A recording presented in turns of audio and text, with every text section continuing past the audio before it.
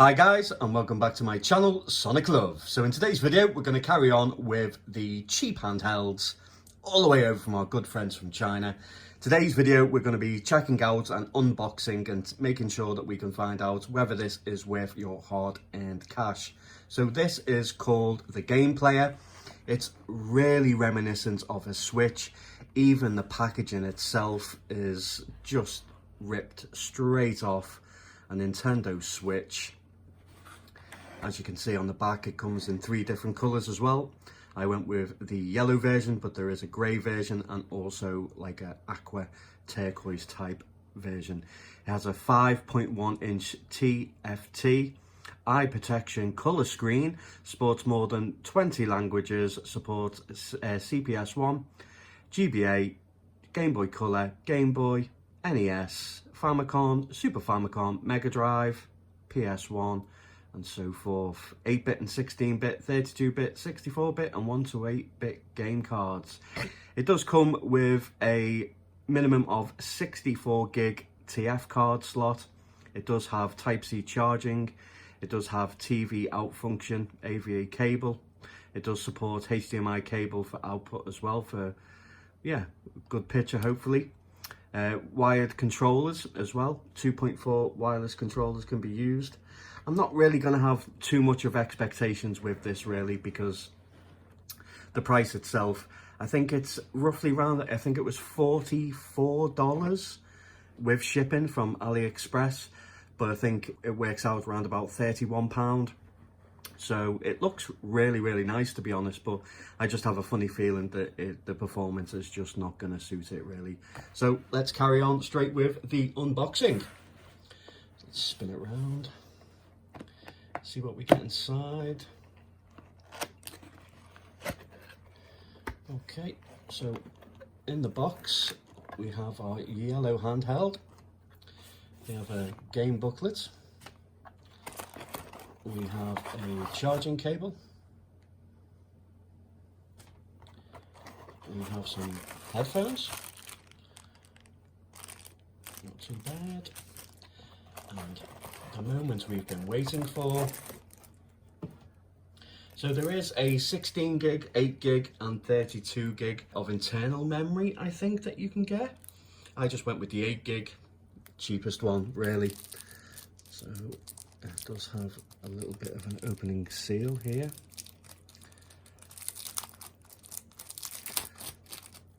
Okay.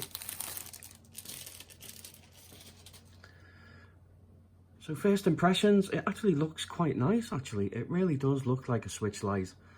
So we have our usual standard ABXY, start and select. It looks like we have a on and off button here. It says power, and then also we have a plus and a minus, which will be volume. We have a not very good D-pad, but we'll see what it's like when we do some emulation. It has a switch controller with an L3 press, so it can be clicked in. On the top of the unit, we have our charging cable, which is cool because it's USB Type-C. We have a headphone jack, we have a card slot, we also have a micro USB. I think that's for the 2 of them on either side. That'll be for the controllers. We have an L and an R button, just clicky. Don't know if you can hear that, quite clicky. On the back we have 1 speaker. It's not dual speaker, it's only a single speaker. So let's see if we can power this up. Does it have some power in it? Okay, so straight away the viewing angles are definitely not the best. Let me move the camera. So the viewing angles themselves up and down are quite dreadful, but left and right is actually okay, and it looks like it's frozen. So let me turn it off. And let's turn it back on again.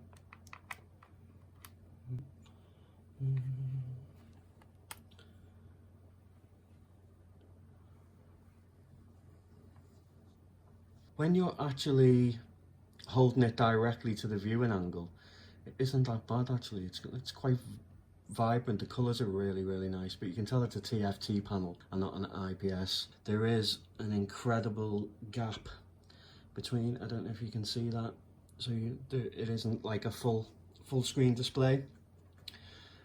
Okay, so it's not too bad. Okay, so we have settings, browser, dictionary, download. Will it be under download?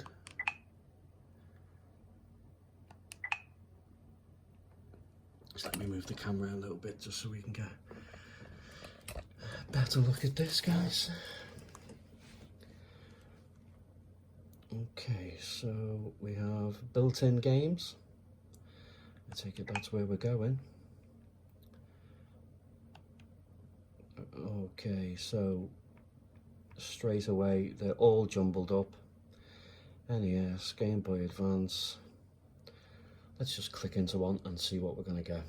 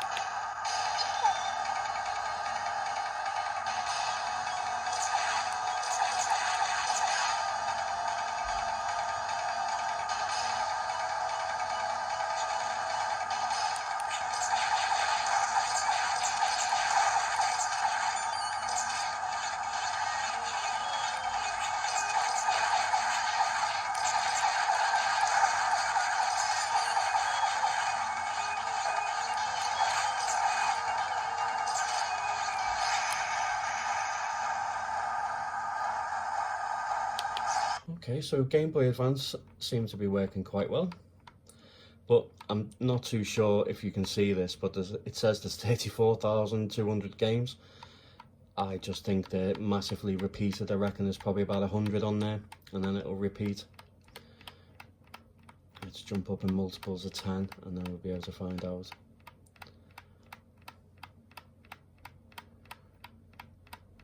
Yeah, okay, so I've just seen a game that I've already seen, so yeah, that's a shame. Okay, let's come out of this, let's go back and let's see what other options there are. Okay, classic, nostalgic arcade games. Okay, so we have a list of already pre-assembled games for you. NES games, any others? No, back to there. Okay, so I did notice there is a card slot on the top, so it looks like you can put a TF card in there, and then hopefully you'll be able to set your own directory and be able to put in like proper files in order to have the games in order, or some type of order, because you're not going to be able to find any games that you want to play with that, sadly. So what I'll do, guys, is I'll add some games to it now, and I will come back in a moment. Hi guys, and I'm back. So what I had to do is I had to put an SD card into this unit itself. Once I put the SD card in, then I went to settings, and then I formatted the SD card, and then I changed it to FAT32, I think, when I put it into the computer. Then I was able to add my ROMs to it. So here is the SD card. Now, when you put the SD card, you need to put the SD card in when it's actually loaded. If you put it in and start up the unit itself, it will not work. So you have to turn the unit on, then apply the SD card. And as you'll see when I plug it in now, it says card out. It should really say card in. There we go, card in. if you can see that card in, and then when we go to download, sorry about the light on that, guys, the screen is super reflective. So once we go into it, you can see built-in games, optional games, and then you have a direct list, card directory, and then as you can see we have CPS1, CPS2, CPS3, Game Boy, Mega Drive. So let's kick things off with some Mega Drive.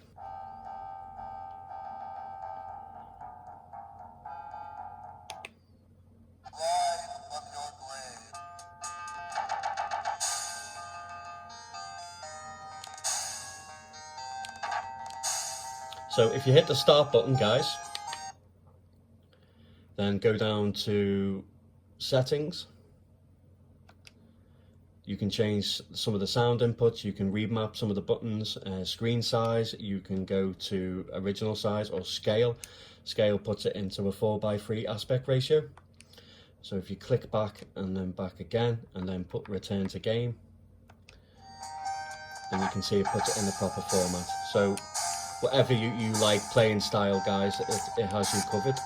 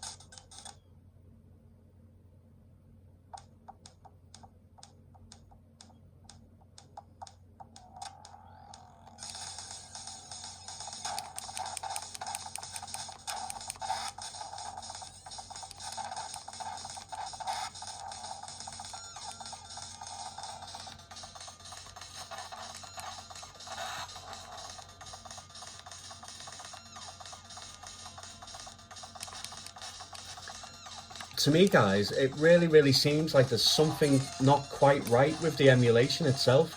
Like, I think the actual speed is alright, but the sound isn't.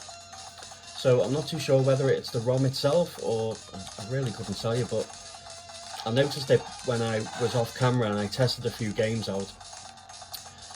Yeah, I'd say Mega Drive is alright out of all the games that I tested. So Mega Drive seems to be okay, Game Boy Advance seems to be okay, but when we move up a gear to Super Nintendo, it's very mixed bag. Some work, some don't work. Yeah, it's very mixed.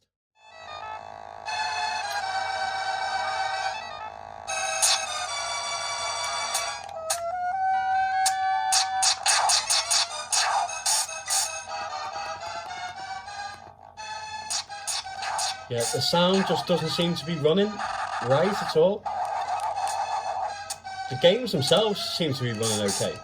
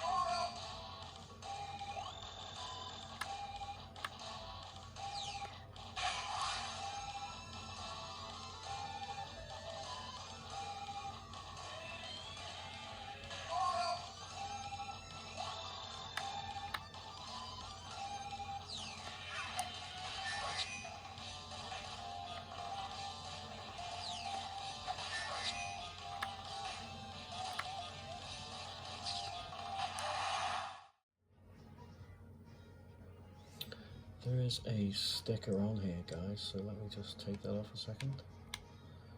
Maybe that's why it looks so fuzzy.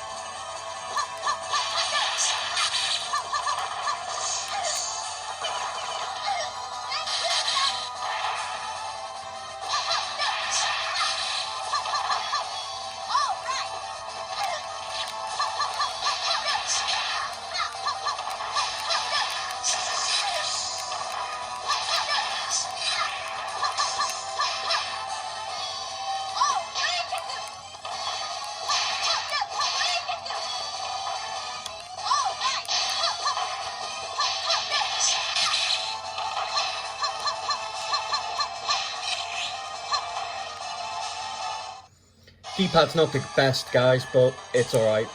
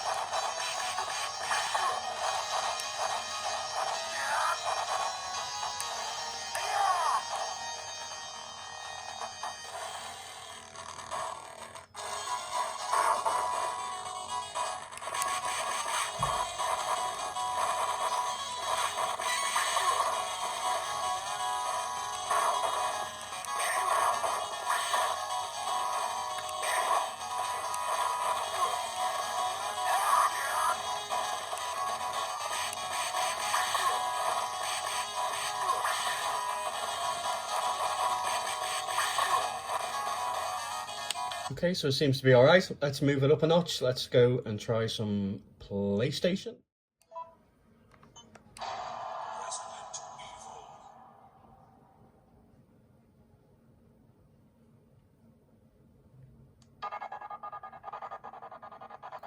So as you can hear straight away, there's just massive slowdown in the music.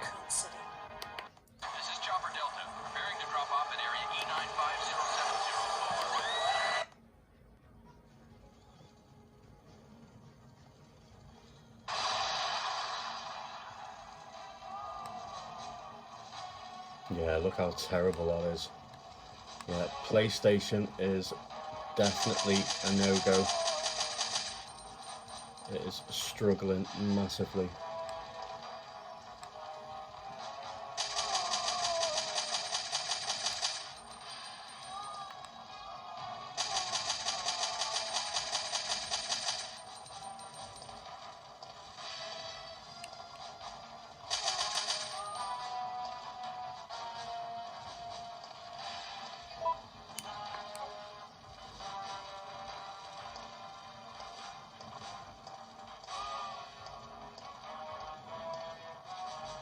Bloody 2 frames a second or something.